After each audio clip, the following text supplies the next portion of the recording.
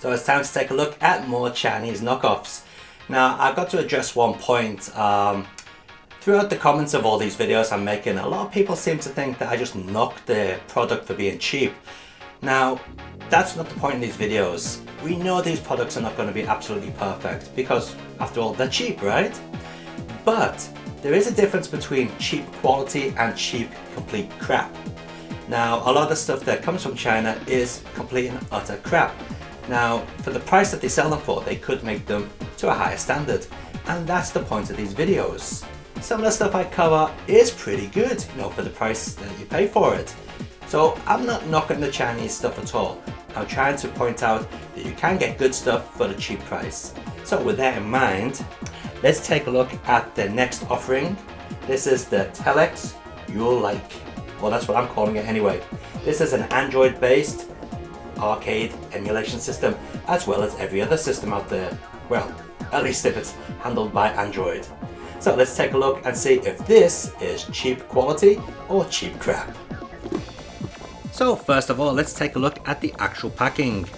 So on the front of the box, we've got a very badly photoshopped image of the machine with a very small hand or a very big machine.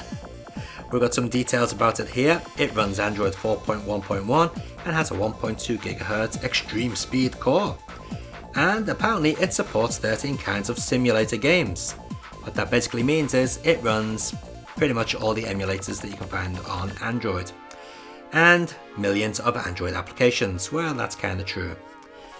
On this side you can see that it does have TV out option and it is HDMI and it does work really well. You can also connect the keyboard to it and use it as some sort of Android tablet device. Yeah. And the bottom of the machine is, or the bottom of the box I should say, is kind of scruffy. So what you get in the box? Well, of course, we get the machine, but what else is in here? Well, upon opening it up, you can see we don't get a lot. You get the power brick, standard 5-volt out, so you can charge this via USB. We got this mini USB to standard USB adapter. Maybe that's if you want to connect the keyboard to it or something, I really don't know. And we got a driver disc, which is ripped on the bottom. I certainly won't be putting that in my PC. It's probably full of viruses, these things usually are. And we got a small manual as well. Now to be fair, this manual is fairly well presented. It does have some strange English in it, but I mean, at least it shows you how to use the machine fairly well and tells you how to connect Bluetooth controllers or keyboards or mice to it. That's right, this does have Bluetooth and it has Wi-Fi as well. And also in the bottom of the box, we can see we have a warranty card and a bit of paper there, a brand new screen protector as well, so that's kind of handy. But how about the system itself? Well, here it is. This is the system in all its glory. And as you can see, the screen is fairly good. You can see it reasonably well on most angles. As you can see, it also has the tilt sensor there, just like you'd expect with an Android device. The actual build quality of the machine does feel cheap, I'm not going to lie, it feels kind of plasticky. But we got the two looking analog sticks there, it's actually digital. Oh, I've just launched something. We have a touch screen, which as you can see does work fairly well. No complaints there. We got a D-pad arrangement here and some buttons here. Start and select and a home button. Which when we press just goes back to the home.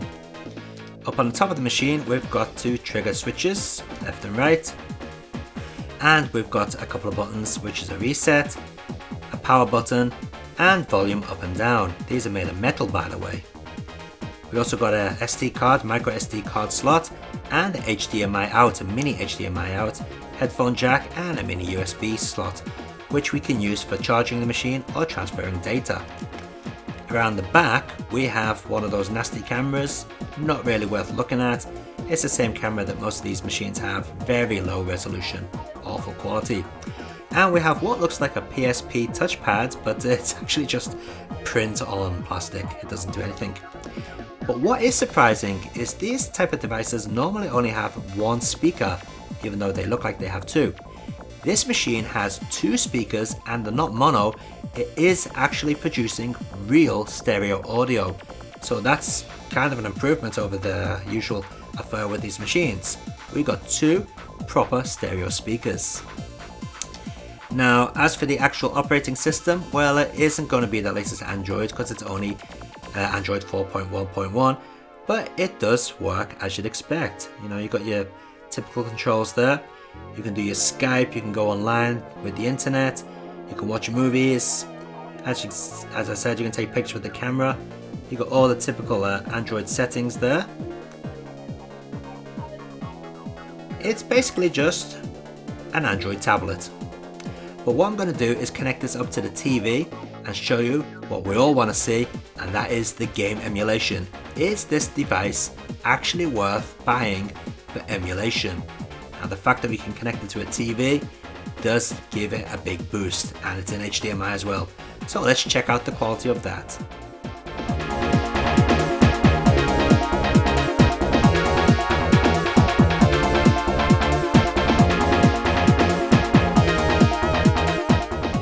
So you may notice that the picture quality of this video has changed, and that's because I'm now pointing the camera at the TV. Yesterday I spent about an hour and a half capturing footage of this machine connected directly to the HDMI port on the capture card, and yeah, while the picture was perfectly fine, the audio kept skipping milliseconds, and in the end the audio ended up being too fast. So yeah, it didn't turn out quite so well, so here I am doing the whole thing again. So first thing you'll notice is when you go to the machine that you can control it with the D-pad or still use the screen even though it's switched off.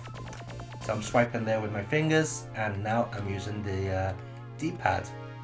Now all these emulators here are things I downloaded. But when you get the machine, you get this little emulator package here built in. And if you can see closely, it's got some Russian writing on it in the corner. So pressing the A button takes you into that, and you get a choice of different emulators. So we've got PSP, PS1, Nintendo 64, Super Nintendo, Sega Megadrive, Game Boy Advance, arcade game, NES games, and Game Boy Color. So let's check out the arcade game first. And yeah, we'll go with a bit of 64th Street. See what that's like. And no, 64th Street doesn't want to play. Okay, well let's try something else. Let's see what else we got on here. There we go. Dino.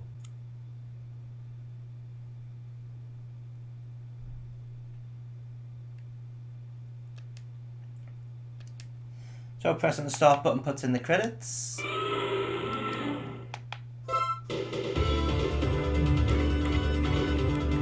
we gotta go with the girl, haven't we?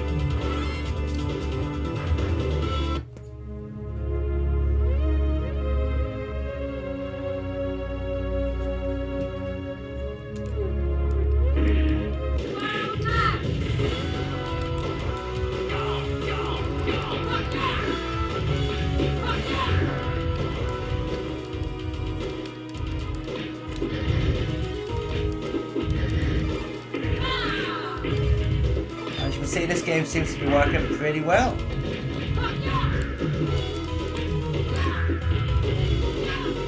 So yeah, Capcom CPS emulation seems to be fine. Let's just try another game to be sure.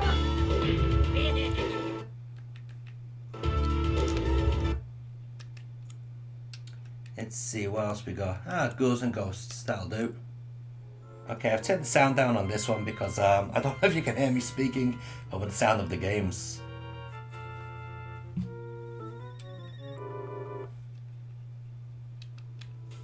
Okay. Yep, this one seems to be working pretty well also. Oh, here it gets me. There you go. Now, I must point out that playing the games over HDMI does actually impact the performance. Now, Now this looks a little bit like it's dropping frames. When you play it on the actual console, it doesn't look like that. Now all the emulators do this, by the way. Probably only the more demanding ones. Okay. Talking of which, let's check out something a little bit more demanding than CPS games. How about PSP? Well, let's check it out. We only have a Street Fighter loaded into here. You may notice that there were more games listed, but they're not actually PSP games. It seems to decide itself what it thinks is the right game for the console and lists stuff that shouldn't be there, which is kind of annoying. And you can't change the directories either, which is very annoying. Now this rip of Street Fighter 03 has all the audio ripped out of it. Great.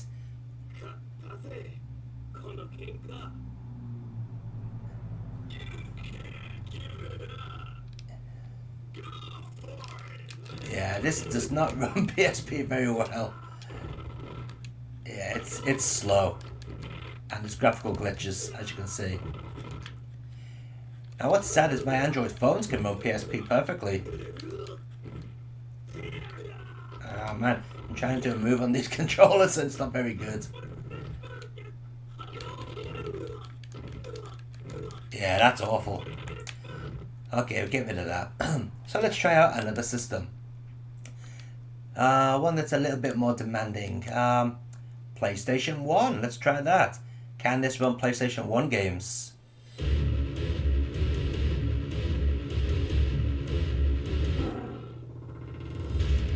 Well, the full motion video at the beginning seems to be working fine.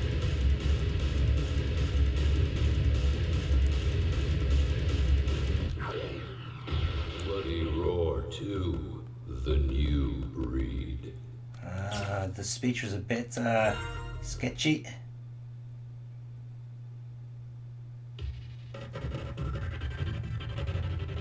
Oh, now it's really slowing down. The tiger, you go the wolf. Nope, it doesn't play PlayStation 1 games very well at all. Get ready.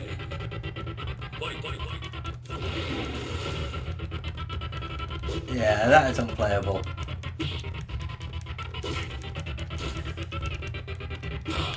Yeah, that's just terrible, that is. Now, you may be thinking that you could change the different specs on the setups on the different consoles, and unfortunately on the built-in emulators you can't. It doesn't let you. So you may be thinking that it might be the emulator's problem. Well, let's go with a different emulator then.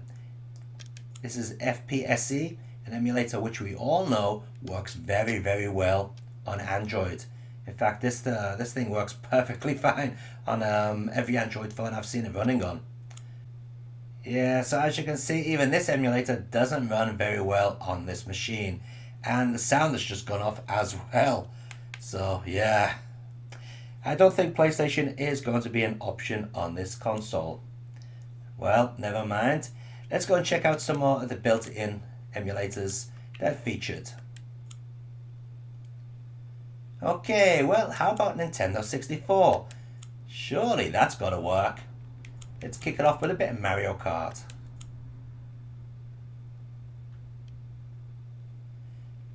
Now, usually Nintendo 64 is much more difficult to emulate than PlayStation. As you can see, this seems to be working just fine.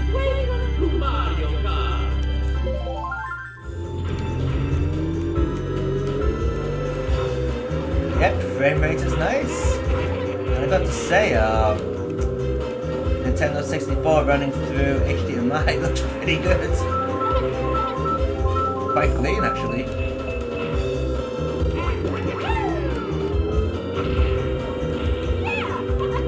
Well, that is surprising. I didn't expect Nintendo 64 to actually work. Okay, well, let's change the game. Oh yes, we want to put high resolution.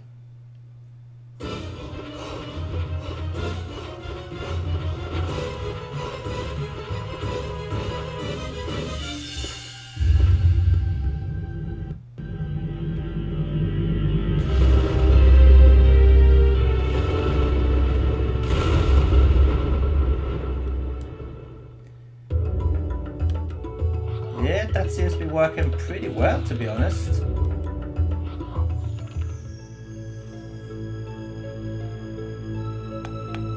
Sleep all this. Okay, we're now playing, and yeah, now because this bloody hell, it's impossible to control. You're meant to use the analog stick to control the character on this game, and since this system doesn't really have an analog, the camera just sort of pans all over the place. Yeah, let's see if we can attack this guy.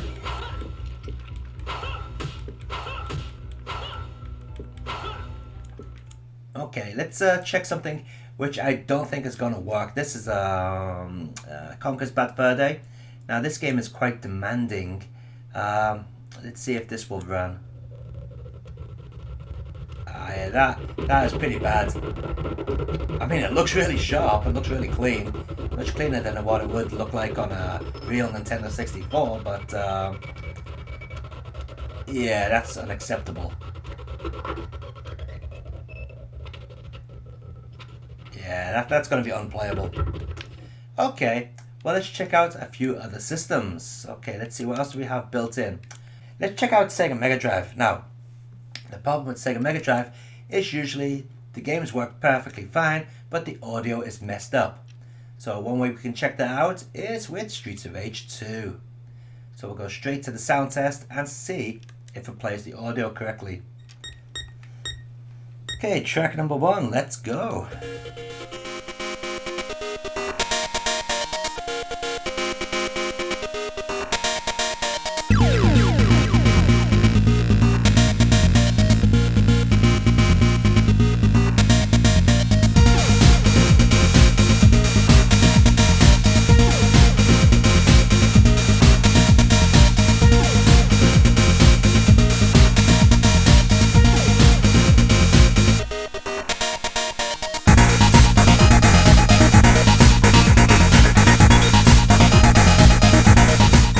Okay, right away we can see that doesn't sound perfectly as it should.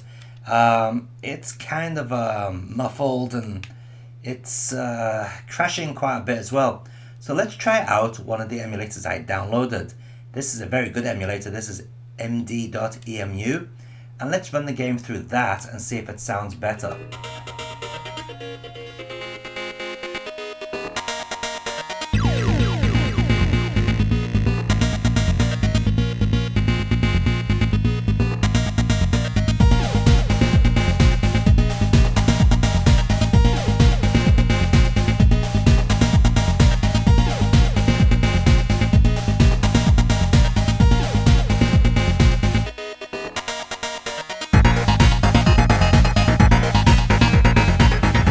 Yeah, that sounds much better.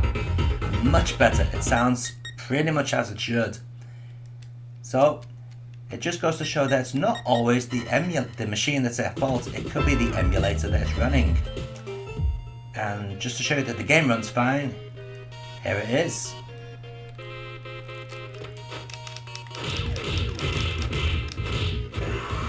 Yep, absolutely perfect, flawless. Now it would help if I mapped the buttons to the correct position on the system, but since this is only a demonstration, it doesn't really matter.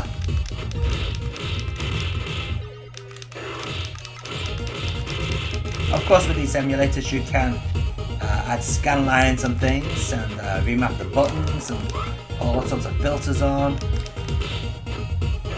I'm just using the emulator as it is, just raw. Okay, now here's one. These emulators never seem to play virtual racing or these, these fake devices. Will this play virtual racing? Let's give it a try. Yes, it does. And you've also noticed that I've started halfway through the game. That's because every emulator on this system uses save states. So you can save your game progress and come back to it another day. Doesn't matter what system you're doing it on, every system can use save states. And yep, virtual racing does work on this. This is actually the first Chinese clone system I've used, where virtual racing does work. Now with that in mind, does that mean Star Fox would work on the Super Nintendo? Let's try it out.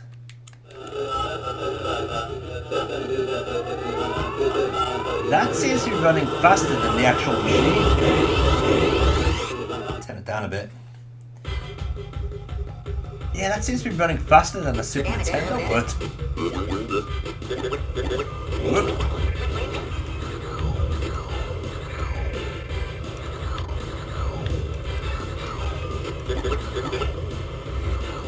Fight between these two. Whoa.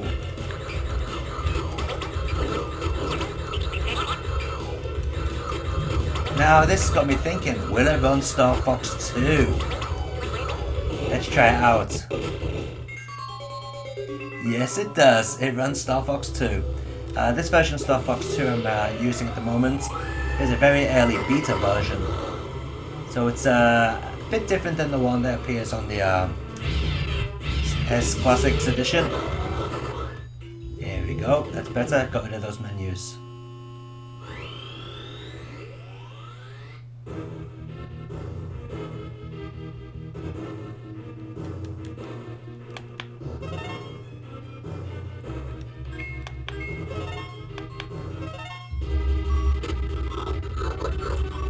It's a little bit choppy on the sound. Running at 20 frames a second, which is the max this game runs at.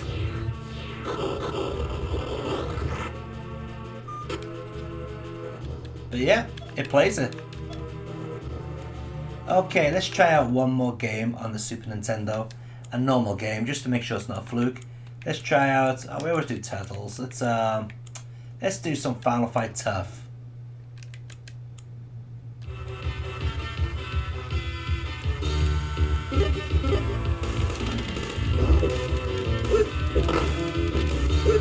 Yeah, no problem, that works lovely.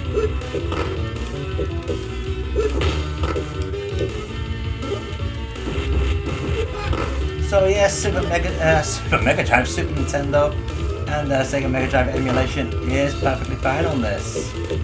Megadrive more so if you download another emulator for the device. The built-in one has pretty awful sounds. Okay, now, I know a lot of you have been waiting to see this. How do PC Engine games run on this system? Well, you're going to be pleasantly surprised here. They run very well.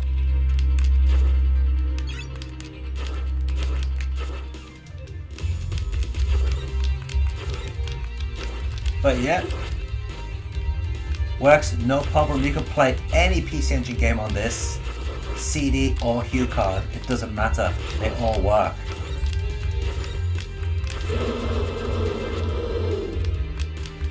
And they all work perfectly fine as well. No frame issues, no sound issues. They just work as they should. And let me show you the Hue card game running. Let's see, Ninja Spirits. Again, I'm continuing from my save state. Oops. Ah, no.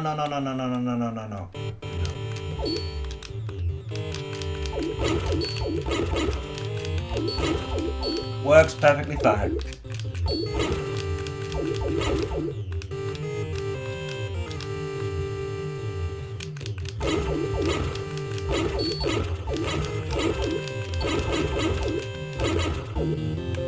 So how about some Neo Geo Pocket? Let's try that. Okay, let's load the game. Fatal Fury F Contact. Continue from where I was playing yesterday.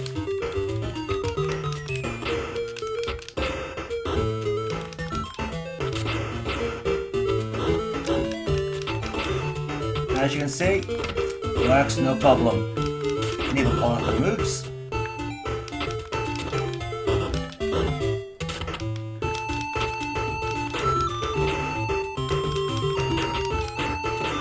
And we can load up another game as well. Let's try Cotton.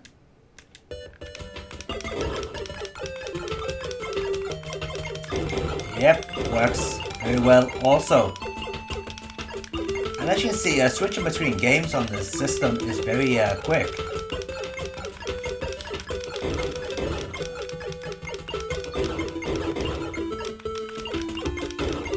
But you don't want to be playing Neo Geo Pocket, you want to be playing real Neo Geo, don't you? Well, let's see how that works.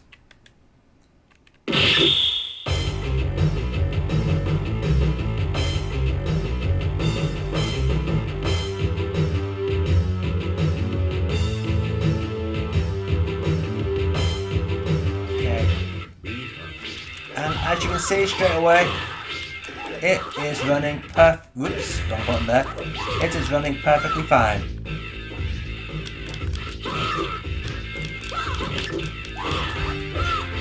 No frame skipping, no slowdown, good sound emulation, not a problem. And it's not only just this game, we can play a different game. For example, Ninja Combat. Yeah, again, no problem.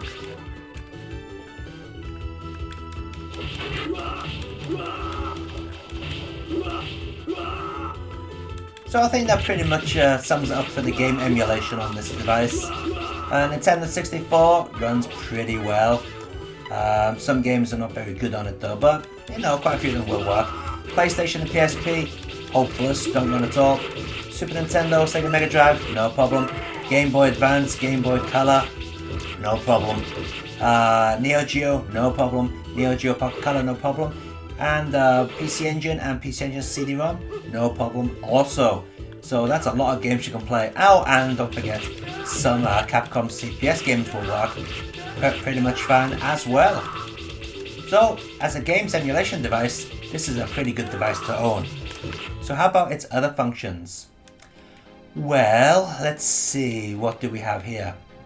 Now, you can browse the internet using this device, but I wouldn't recommend it. It is extremely sluggish. Now, as you can see, we're booting up Amazon.com here, and yeah, it takes a long time to boot up. There we go. And yeah, as you can see, scrolling through the pages, it's a nightmare. Look at how slow that is. It's kind of frozen now. Here we go. Yeah, using this device to browse the internet is not recommended. It's complete crap.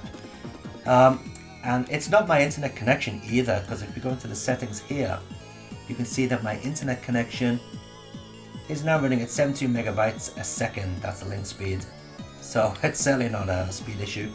Skype of course works. You can download certain games and apps using these links here, but they're Chinese stores and they're incredibly slow, basically like browsing the internet. So downloading things onto this is not recommended. You should basically use your PC and then copy the APX files over using the SD card. Okay, video playback, well, that works perfectly fine. This is a ST video, normal standard definition.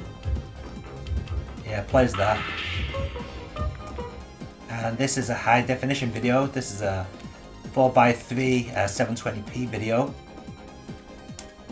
And yeah, plays it just fine. So that's pretty unusual for these type of devices.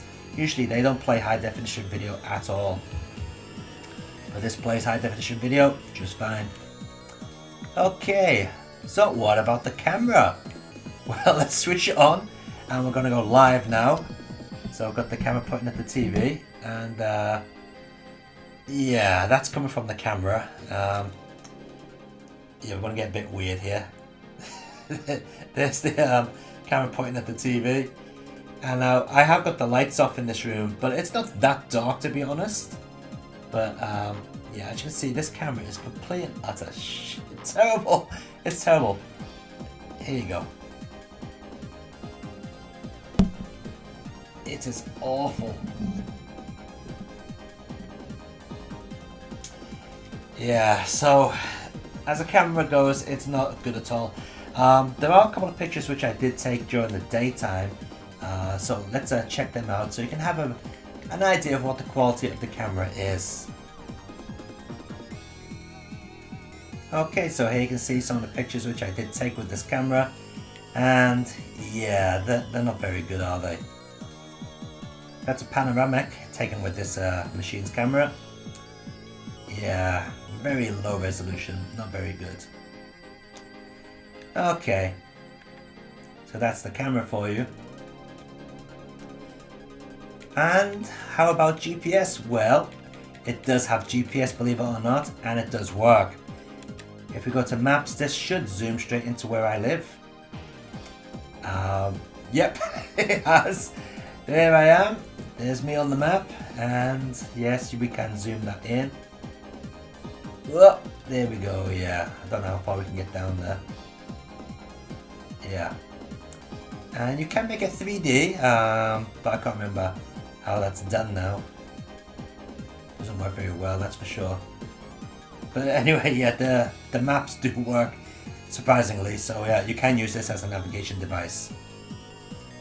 So there we have it. That is the Ulike, or whatever it's called, the Telex Ulike emulation device. So do I rank it as a high quality item for the cheap price, or a complete and utter piece of crap for the cheap price? Well, as a multimedia device, to be honest, it is a bit on the sad side. It does play your videos, that's a good point.